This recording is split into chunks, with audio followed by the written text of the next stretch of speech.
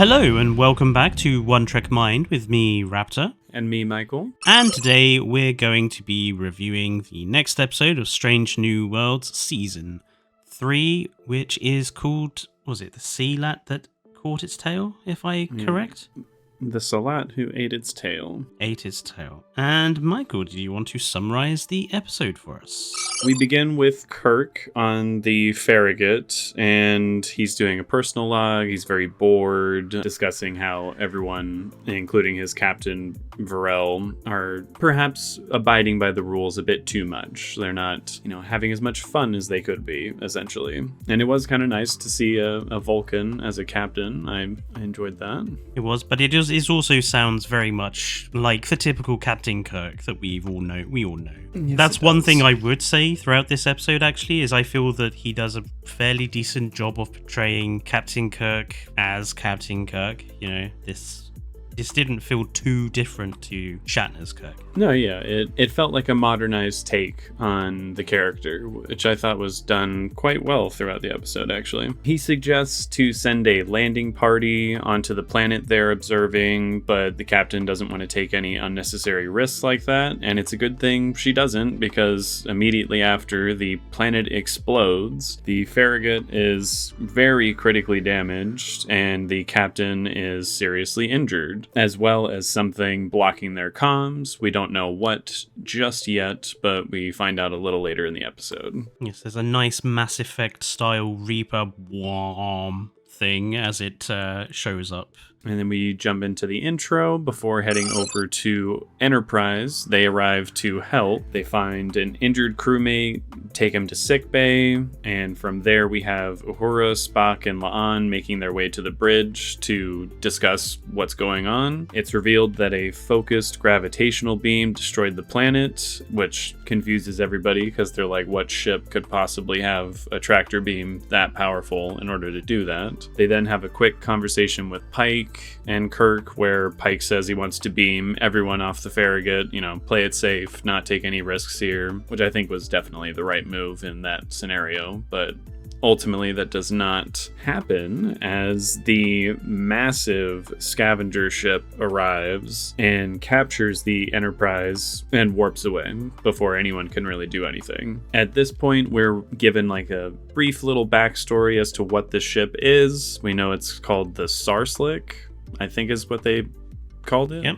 Or the Astrovor, as it's also known. The Destroyer of Worlds, as it is commonly known. It's like this ghost story, essentially, where this scavenger ship has stricken fear into like many people. Like everyone's heard of it. You made the comment that it's basically like the story of the Kraken, where it's the monster on the edge of the map. Yeah, everyone knows of it, but few people have actually seen it. Kirk at this point makes a personal log. He's worried about being acting captain, struggling with this scenario. He's in a little bit over his head before the majority of the TOS crew assemble to come up with a plan. And it was kind of nice to see all these characters on screen again. Obviously, it's all new actors and everything, but we have Uhura, Spock, Scotty, Kirk, and Nurse Chapel all together in the same scene. It's kind of cool to see it happen. And they basically struggle to determine any kind of upper hand they have. The best they have at the moment is that with that ship being the size that it is, it's going to be slower than the Farragut, but the Farragut currently is super damaged, so that's not really much of a win for them. Back on the Enterprise, the crew finds Pelia, but engineering is flooded with toxic gas as the scavenger ship is using this umbilical to strip power from the ship. We then jump back to Kirk, who knows where they're going. They kind of figure out, like, okay, the ship is running off of, what was it called? Hold on, I wrote it down. Adamantium or something? Aldentium. They know that the ship is running off of Aldentium, the scavenger ship, and there's a planet on its course that is full of it, but is also it also has a population of 100 million people, so they're now on a race against time to not only save the Enterprise crew, but this entire planet from also being destroyed. But Kirk says, since they know where they're going, that this is their best opportunity to set a trap and somehow rescue their crew. Back on the Enterprise, Erica realizes they don't have enough power, but Una wants them to find a way to use thrusters and fly out of there. But they also have no sensors, and it's altogether just a really risky maneuver that they're trying to figure out. So Pelia comes to help in order to, at the very least, solve their communications issues, since all communications are still being blocked. We then go to Pike and La'an, who find the umbilical, but are attacked and immediately retreat. The other crew member they're with is a true red shirt and dies almost immediately, which was too bad for her. Kirk has a little, one-on-one with Scotty, basically tells him, you need to get this ship to warp, no matter what it takes, get it done. So they do get their ship to warp 7, which is quite a fast speed for a ship as beat up as it is, and it's made almost immediately clear why that was not a good idea, as they drop out of warp and are completely stranded at this point because the plasma manifolds have blown and they're just dead in the water. Yeah, I mean, it's worth pointing out that the Constitution class itself, its principal design philosophy was to be able to hold warp 7 stably and go up to warp 9 on emergencies, or 8 on emergencies. So for the Farragut to be hitting warp 7, that's probably the Farragut's top max speed in emergency circumstances. Yeah.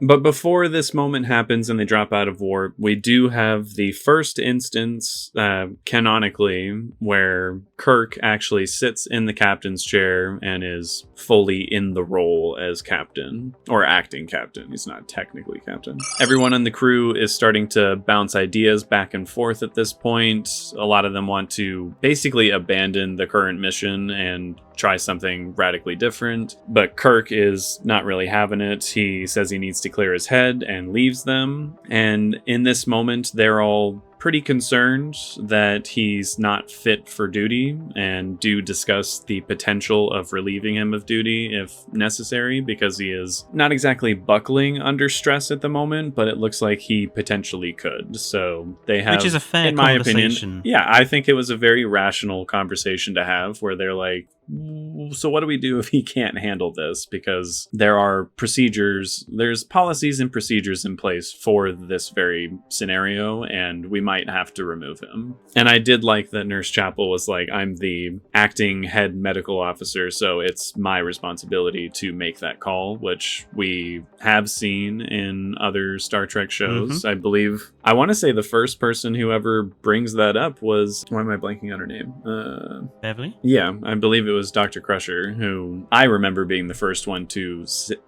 say that was the policy that they have, basically. I think Bones might have said it at some point in the original series, but I'm not 100% on that. But yeah, I think it's definitely TNG is the other, definitely mentioned in TNG. But I think the only time we actually have a Doctor who does do it is the Doctor in Voyager during the Year of Hell. He actually tries to relieve Janeway of command after she risks her life. And he goes through the whole spiel and notes it in the ship's log and everything. Of course, she doesn't obey it, and because the Year of Hell gets wiped out, it's, not a thing. But I think he's the only medical officer to actually do it. Yeah, it's the only one I can remember attempting to, at least. But at this point, Uhura suggests talking to Kirk, having a little heart-to-heart, because he did the same with her in season 2 and did inspire her to, rise above for the occasion and everything, and Spock is the one to offer to go and talk to him. Back on Enterprise, their phaser fire is being absorbed by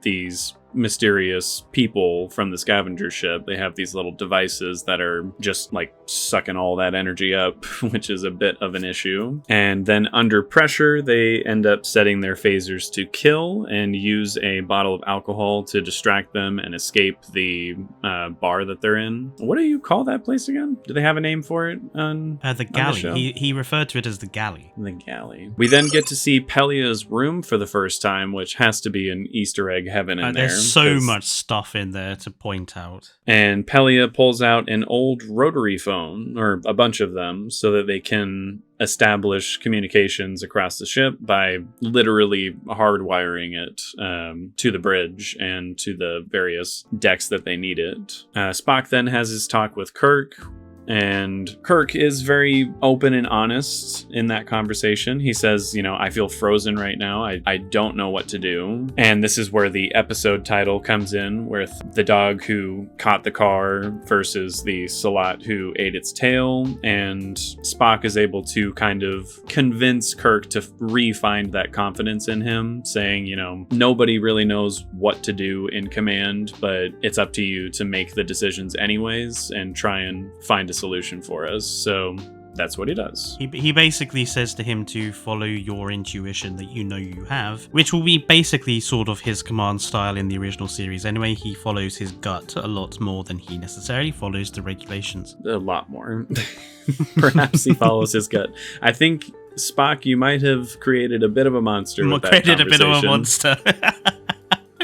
The amount of times that man has broken the Prime Directive is crazy. At this point, they discuss potential weaknesses of the scavenger ship, and they ultimately decide that its greed is going to be its main weakness. So they make the plasma manifolds look like they're filled with aldentium, so they look like a big buffet to the scavenger ship, so that they'll come straight to them. Back on Enterprise, Pike and La'an are nearly overpowered, and Pike ends up losing his mask, nearly dying, but they realize one of the intruders could have easily killed him and decided not to, which is later revealed in the episode as to why that is, or sort of revealed as to why that is. Yeah.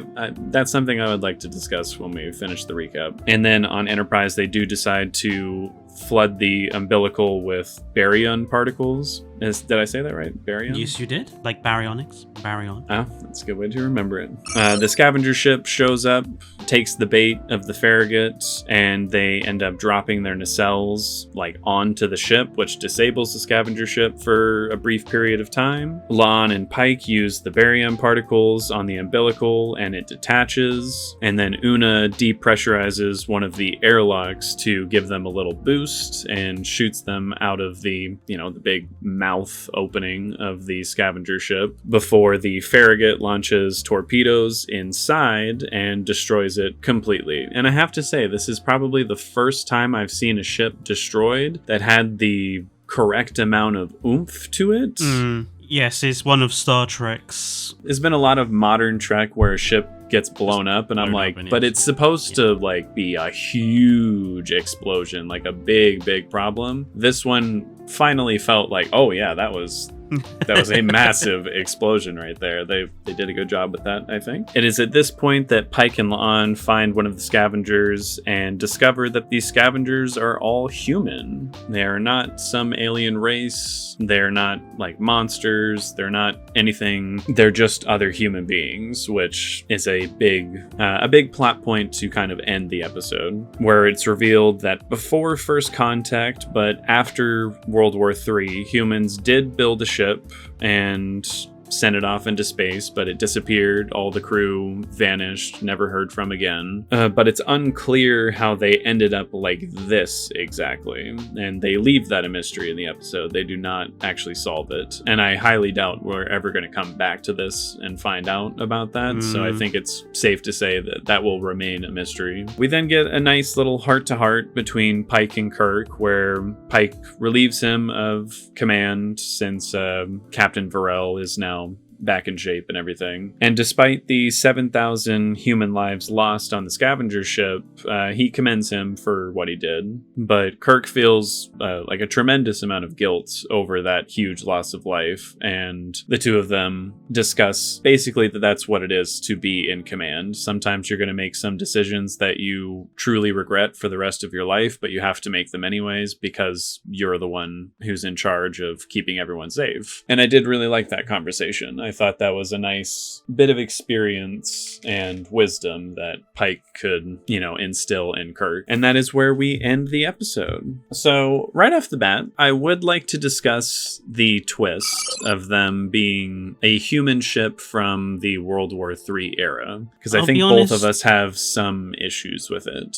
I saw it coming when we first got our close look at their helmets, and I saw that they looked like current NASA style helmets. I was like, are they gonna pull their human all along thing on us? So I wasn't surprised, but ultimately I think this ends up raising a lot more questions that kind of needed answers they weren't willing to provide. I know this is going to sound a bit wrong, but I think it slightly lowers Captain Kirk's capacity. There's a bit at the end where he says, I feel bad for killing them because they're human. Is that wrong? Now, I also took a little issue with that comment. On the one hand, I accept that, it's only natural perhaps to be more empathetic with human lives than non-human lives. However, I think for Star Trek's messaging overall, and especially for Captain Kirk's messaging overall, thinking about what he then goes on to do, like he refuses to kill the Gorn, for example, on Cestus 3, I think it would have been better for his characterization if the lives had not been human. And the line at the end of the film had been, I'm surprised I feel so much empathy for them when they're not human. That would have been more of a character development thing and would then serve his character more in the original series than just making all the lives lost human. I think it's, I still think it's fine to have them as human lives, but I think if they weren't, I think it would have been more interesting for him as a character. Yeah, because I agree. When he said they're human lives, that makes it worse, basically, is what he was saying. It did come across as a little tone deaf to me. I was like, so you're saying if it were a bunch of Andorians, it would have been better? Because it's still 7,000 lives that were lost, no matter how you shake this. At the end of the day, I agree, there's not really much they could have done. They were in a really dire situation. They were clearly under attack from a hostile force. They had to do what they had to do. But I do think him feeling more guilt over them being human as opposed to alien doesn't exactly sit right with me, especially considering he becomes so racist towards Klingons for an arguably decent reason, but again, at the same time, there's no real reason for racism that I'm going to accept very, very well. I did find that to be a little off-putting, the way he said that. Again, I thought they were going to be the Gorn. When they were doing the reveal, I thought they were going to reveal the Gorn, and they would look more like what we're used to the Gorn looking like, and that could have opened up a whole new can of worms as to what's going on with the Gorn. And the Vesda. But no, they're just humans that somehow got to this place, and I do have some logistical questions as to how that's possible, because if they didn't have warp travel when they sent out their space vessel, how did they get warp travel eventually?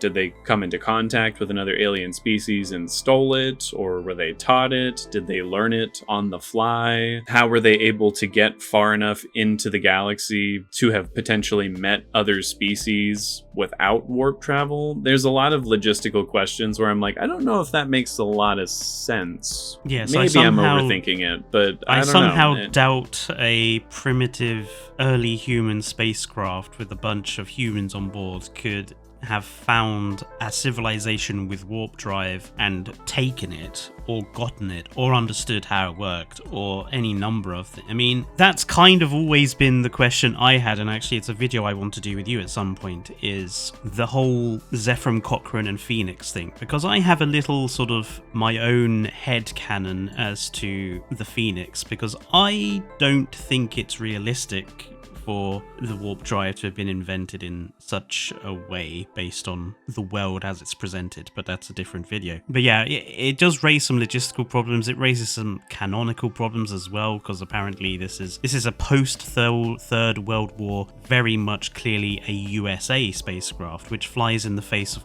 of what Captain Riker said about post-World War III Earth being basically there are no civilizations or governments post-World War III because they've all been destroyed. So it now kind we're of saying apparently the US, at least a little bit, did survive. not World only War III. survived, but survived good enough to launch spacecraft, which in that case then sort of raises some further questions about how stuff then happens after that. Yeah, I also feel it's kind of a cliche for them to have been human all along. It feels like you do get this sort of thing in sci-fi now, that you'll encounter some beastly people acting really bad to your main characters, and then suddenly it will be revealed that they were humans all along. They've just gone awry. So yeah, I think your idea that they were gone would have been more interesting, personally, for the story. I would have liked to have seen that. I think that would have been very interesting, and again raised a lot of fun questions as to what's going on with the Gorn and the Vesda and all that, but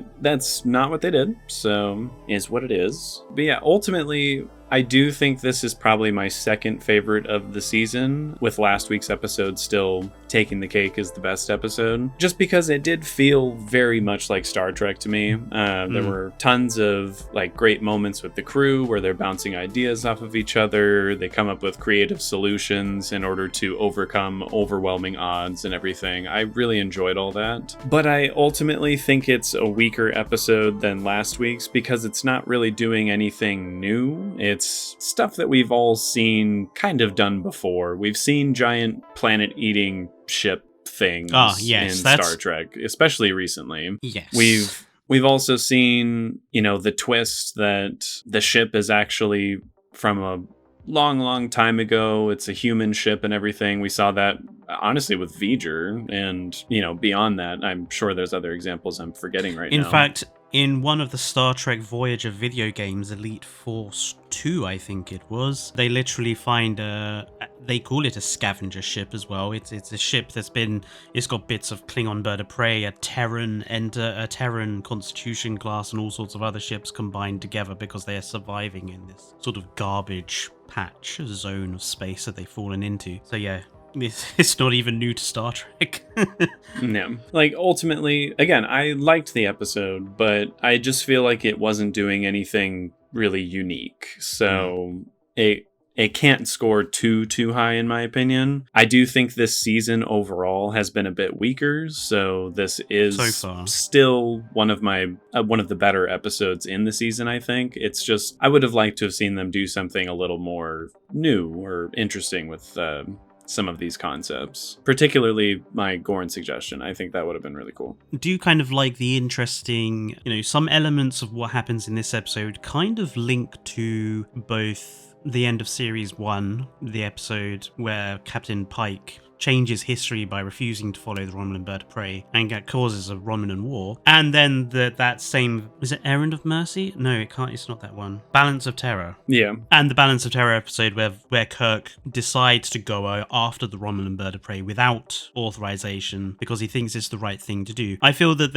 it's interesting conversations, especially between Pike and Kirk here, but again, with Spock and Kirk as well. This idea of being a captain, you kind of have to sometimes necessarily take a risk and not necessarily just wait for the okay to go and do something you think is correct. Of course, it's knowing when to and when not to do that, which is the sort of question of command. How often do you take those liberties? And of course, we know from Pike's experience that if Pike hadn't, then it's war, and Kirk does, and it avoids war. So I thought this episode kind of neatly fits in with those three. I also quite like how there's a sort of similarity between Kirk's first command experience and Captain Picard's, or at least Captain Picard's from another Star Trek video game, Legacy, where Captain Picard's ship, the Constellation, with him as serving as commander, goes to a planet. The planet gets blown up,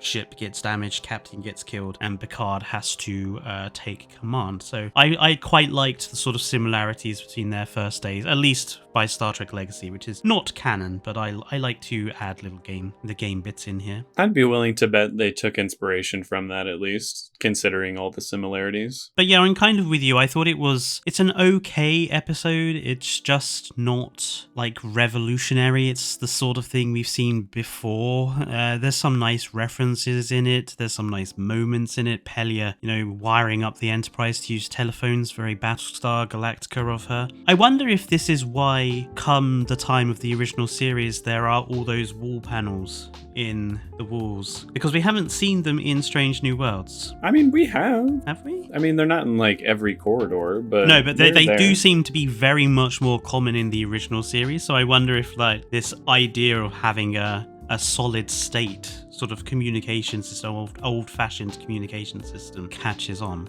Maybe. Or at least for the TOS period. And yeah, there were some nice references throughout the episode. But I think for me, the biggest problem is that this episode just raised questions that weren't answered and probably won't be answered. Like, what made these people decide to stick a giant skull on the front of their scavenger starship?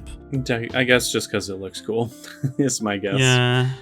I also think it looked cool. I'll be the first to admit my little monkey brain was like, ooh, that looks neat. I did also kind of roll my eyes when it was discovered that they had like robotic tendril things to come and grab starships, because it's like we've seen this in Picard, and it's also a thing for like Mass Effect, and it does feel that modern Star Trek does, at least on a cursory glance, take a lot of inspiration from the Mass Effect games these days.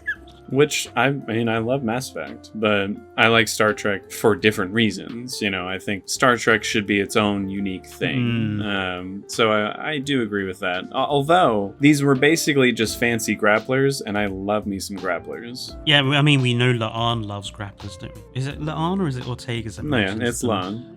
She's the one who's like, I love grapplers. Yeah, apart from that, it was a fine episode. I mean, I don't think it's even my second favorite, actually, thinking about it. What would be your second favorite? The holodeck episode? No. Or Wedding Bell Blues? Probably, yeah, the one with Trelane, Wedding Bell Blues. I would put this one above Wedding Bell Blues myself. I think they're both kind of on par with one another, where I'm like, yeah, that was a good, fun episode. Nothing like super unique or special about them, but good, solid episodes. I mean, so far, the only episode I straight up did not like was Hegemony Part 2. All the other ones I thought perhaps were a bit weaker, but I didn't dislike them outright or anything. It was just the premiere where I was like, yeah, not a fan. I wasn't a huge fan of that one. Well, that's our thoughts on the episode. If you have thoughts on the episode, let us know down in the comments below. What did you think about the twist at the end, about them all being human? What did you think of Paul Wesley's characterization of Captain Kirk? Do you think it suits the character we latterly came to love, or do you think he plays it better or worse? I'm curious to know what your thoughts are in the comments. Don't forget to subscribe and like the video while you're there, as it helps the channel grow and deal with the nasty algorithm that is really killing videos right now. And until next time, it's goodbye from me. And goodbye from me.